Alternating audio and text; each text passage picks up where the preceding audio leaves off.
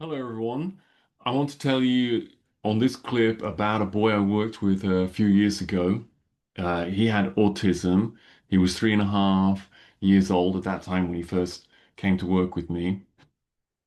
He he was talking, but only sometimes could he say a two-word or a three-word phrase. And his articulation was such, I don't know much about my articulation right now, but his articulation was such that you couldn't really tell uh, sometimes what he was saying, couldn't understand it. And probably some typical things like he didn't like nail cutting either. He didn't have friends. He didn't play with children.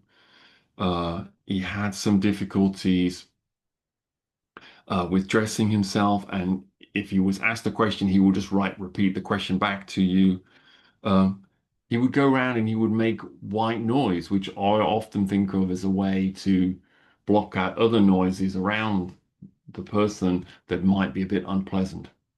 So there was a number of things that were difficult for him, including even something that might seem simple, but like blowing. So lots of the children I work with struggled to blow, and he was the same as that. So he couldn't blow out a candle, for example, and he couldn't make that shape. He couldn't pucker up his lips.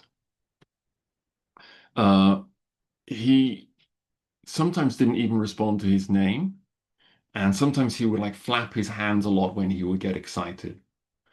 And mom, not only did she do a program with me for a long time, and I think she was very good at sticking to the program and doing the exercises regularly. She did other things as well, and she followed a diet and maybe did a few other things as well that I don't even know about.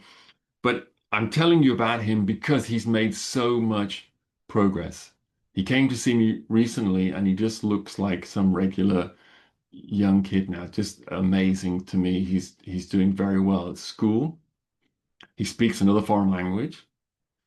Um, so I think the parents are just like so delighted with his progress and he's just very sociable now.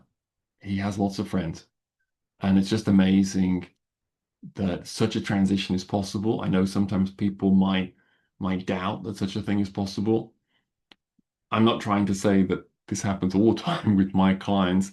It's, it does happen sometimes. It's not that often, but it just feels great to be able to say to people that it is at least possible and worth trying for.